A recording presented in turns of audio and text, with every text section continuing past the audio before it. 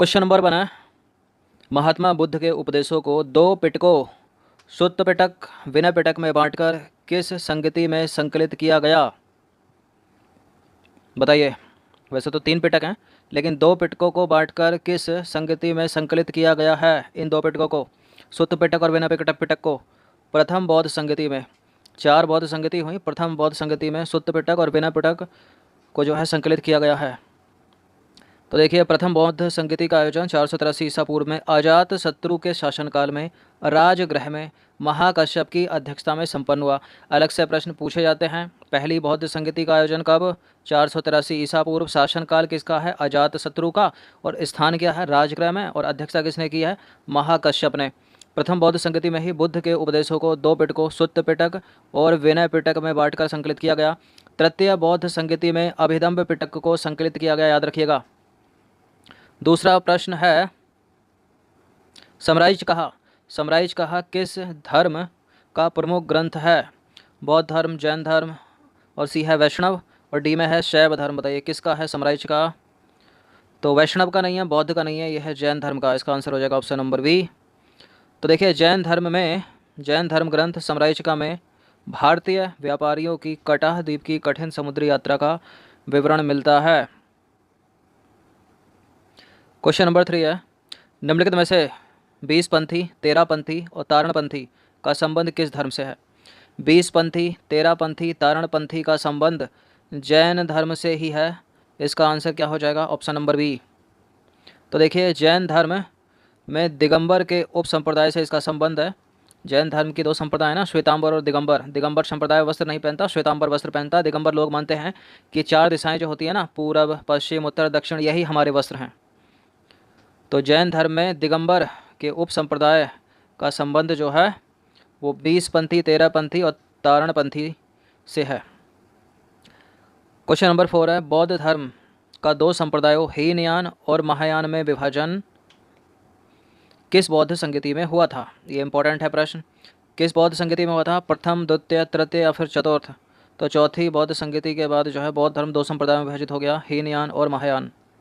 तो देखिए, बौद्ध धर्म का हीनयान और महायान में विभाजन चतुर्थ बौद्ध संगति में हुआ। चतुर्थ बौद्ध संगति का आयोजन लगभग 1000 ईस्वी में कश्मीर के कुंडबलन में कनिष्क का है शासनकाल, और अध्यक्षता किसने की है? वसुमित्र ने, याद रखिएगा। क्वेश्चन नंबर 5 है, महात्मा बुद्ध के निर्वाण का प्रतीक क्या है? देखिए, कमल और सांड जो है ना, वो बुद्ध के जन्म का प्रतीक है। ये प्रश्न मोस्ट इंपॉर्टेंट है, बहुत पूछा जाता है। और जो स्तूप है ना, स्तूप, वो इनकी मृत्यु का प्रतीक है। जो घोड़ा है वो इनके गृह त्याग का प्रतीक है। इस तरह से याद कर लीजिए कि गृह त्याग किया इन्होंने तो घोड़े पर बैठकर किया, तभी याद हो जाएगा आपको। गृह त्याग, और मृत्यु हो गई तो स्तूप बन गए, और जन्म कमल और सांड, और निर्वाण का प्रतीक है पद चिन्ह। तो महात्मा बुद्ध के निर्वाण का प्रतीक क्या है? पद चिन्ह, ऑप्शन नंबर बी। तो महात्मा बुद्ध के निर्वाण का जो प्रतीक है वो पद चिन्ह है, और कमल एवं सांड महात्मा बुद्ध के जन्म का प्रतीक है। महात्मा बुद्ध के गृह त्याग का प्रतीक क्या है? घोड़ा है, घोड़ा। और स्तूप जो है वो महात्मा बुद्ध की मृत्यु का प्रतीक है। मोस्ट इंपॉर्टेंट है ये प्रश्न। क्वेश्चन नंबर 6 है, जातक कथाएं प्रदर्शित करती हैं कि बोधिसत्व का अवतार मनुष्य रूप में ही हो सकता है तथा पशुओं के रूप में भी हो सकता है। अनिश्वरवाद के संबंध में बौद्ध धर्म एवं जैन धर्म में समानताएं हैं। बिल्कुल यहाँ करेक्ट हैं दोनों के दोनों स्टेटमेंट। इसका आंसर हो जाएगा ऑप्शन नंबर सी। तो देखिए, जातक कथाएं कहती हैं कि बोधिसत्व का अवतार मनुष्य के रूप में भी हो सकता है और पशुओं के रूप में भी हो सकता है। बौद्ध धर्म तथा जैन धर्म दोनों ही ईश्वर की सत्ता में विश्वास नहीं करते, अर्थात दोनों के दोनों अनिश्वरवादी हैं। क्वेश्चन नंबर 7 है, लिंग पूजा का पहला स्पष्ट वर्णन किस पुराण में मिलता है? मोस्ट इंपॉर्टेंट है प्रश्न। किस पुराण में मिलता है लिंग पूजा का पहला स्पष्ट वर्णन? मत्स्य पुराण में मिलता है, ऑप्शन नंबर ए। तो लिंग पूजा का पहला स्पष्ट वर्णन जो है वो मत्स्य पुराण में मिलता है। भगवान शिव की पूजा करने वालों को शैव एवं शिव से संबंधित धर्म को शैव धर्म कहा जाता है। शिवलिंग उपासना का प्रारंभिक पुरातात्विक साक्ष्य हड़प्पा संस्कृति के अवशेषों से मिलता है। ऋग्वेद में शिव के लिए रुद्र नामक देवता का उल्लेख मिलता है। क्वेश्चन नंबर 8 है, जैन धर्म ने अपने आध्यात्मिक विचारों को किस दर्शन से ग्रहण किया है? किस दर्शन से ग्रहण किया इन्होंने? वैशेषिक से नहीं किया, न्याय दर्शन से नहीं, योग से नहीं, सांख्य दर्शन से। किससे? सांख्य दर्शन। तो देखिए, जैन धर्म ने अपने आध्यात्मिक विचारों को सांख्य दर्शन से ग्रहण किया है। जैन धर्म आत्मा की मान्यता है। जैन धर्म आत्मा में विश्वास करता है। जैन धर्म में ईश्वर की मान्यता नहीं है। क्वेश्चन नंबर 9 है, बौद्ध धर्म से संबंधित निम्नलिखित कथनों पर विचार करें। बौद्ध धर्म का पुनर्जन्म में विश्वास है। बौद्ध धर्म अनात्मवादी है, अर्थात आत्मा को नहीं मानता। तो जैन धर्म आत्मा को मानता, लेकिन बौद्ध धर्म आत्मा को नहीं मानता। करेक्ट हैं दोनों के दोनों स्टेटमेंट। तो देखिए, उपरोक्त दोनों के दोनों कथन सत्य हैं। बौद्ध धर्म पुनर्जन्म में विश्वास करता है, परंतु आत्मा में विश्वास नहीं करता है। बौद्ध धर्म के अनुसार जीवन का चरम लक्ष्य निर्वाण प्राप्त करना है। निर्वाण का अर्थ है जीवन मरण के चक्र से मुक्त हो जाना। बौद्ध धर्म के अनुसार निर्वाण इसी जीवन में प्राप्त हो सकता है, परंतु महापरिनिर्वाण मृत्यु के बाद ही संभव है। क्वेश्चन नंबर 10 है, संस्कृत के महान कवि कालिदास किस धर्म के उपासक थे? किस धर्म के उपासक थे कालिदास? शैव धर्म के उपासक थे। किसके? शैव धर्म के।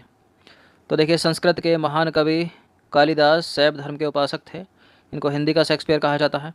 उन्होंने अपनी प्रसिद्ध महाकाव्य रघुवंश का प्रतीक पार्वती परमेश्वरों की वंदना के साथ किया। कुमार संभव महाकाव्य में शिव और शक्ति के सम्मिलित स्वरूप अर्धनारीश्वर की कल्पना की गई है। इसी ग्रंथ में कालिदास ने 3 ज्योतिर्लिंगों का वर्णन किया है। खीरी लखीमपुर के गोलाको कर्णनाथ, उज्जैन के महाकाल और काशी के विश्वनाथ।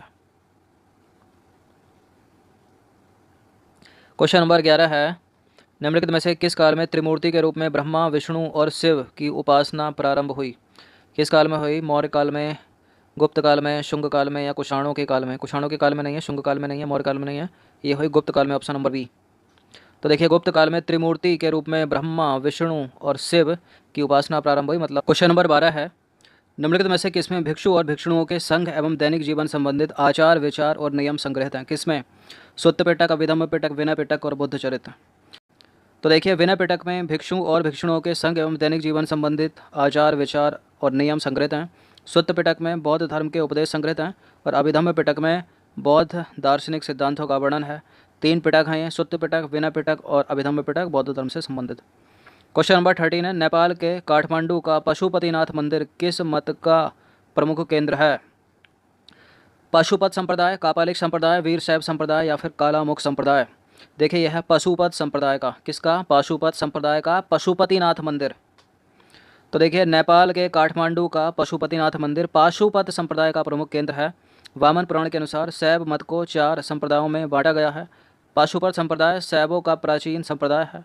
वायु पुराण और लिंग पुराण से पता चलता है कि इस संप्रदाय का संस्थापक लकुलिश नामक ब्रह्मचारी था।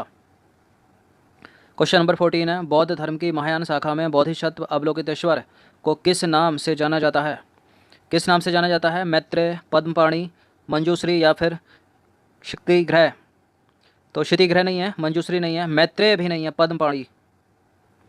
तो अवलोकितेश्वर प्रधान बोधिसत्व है, इन्हें पद्मपाणि भी कहते हैं और इनका मुख्य गुण है दया। मंजूश्री के एक हाथ में खड़ग और दूसरे हाथ में किताब रहती है। इनका प्रमुख कार्य बुद्धि को प्रखर करना है और क्षितिग्रह शुद्ध स्थानों के अभिभावक माने जाते हैं। मैत्रेय को भावी बौद्धिस्ट कहा जाता है। यह प्रश्न यूपीएससी सिविल सेवा में भी पूछा जा चुका है, याद रखिएगा इसको, कि जो भावी बुद्ध हैं, जो अवतार लेंगे, किस रूप में लेंगे? तो वो मैत्रेय के रूप में लेंगे। क्वेश्चन नंबर 15 है, निम्नलिखित कथनों में से कौन सा कथन जो है वो असत्य है? कौशल की राजधानी श्रावस्ती थी, जिसकी पहचान उत्तर प्रदेश के आधुनिक श्रावस्ती जिले के सहेत महेत नामक ग्राम से की जाती है। कौशल नरेश प्रसन्नजीत बुद्ध के समकालीन था। कौन सा वाला इसमें करेक्ट हो जाएगा? सॉरी, इनकरेक्ट हो जाएगा। अच्छा, सी भी है इसमें।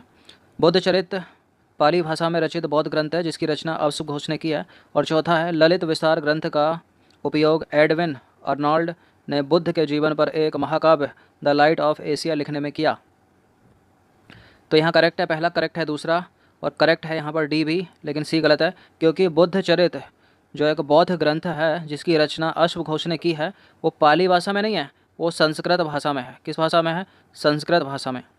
तो देखिए, बुद्ध चरित्र संस्कृत भाषा में लिखित एक महाकाव्य है। इसकी रचना अश्व घोष ने की है, मोस्ट इंपॉर्टेंट है ये। ललित विस्तार भी संस्कृत भाषा में लिखित ग्रंथ है। यह भी बौद्ध धर्म से संबंधित है। आंसर क्या हो जाएगा? संस्कृत भाषा। और रचना किसने की है? अश्व घोष ने। तो 15 प्रश्न थे, इंपॉर्टेंट थे, अच्छे से इसका रिवीजन कर लीजिएगा 1 से 2 बार। धन्यवाद।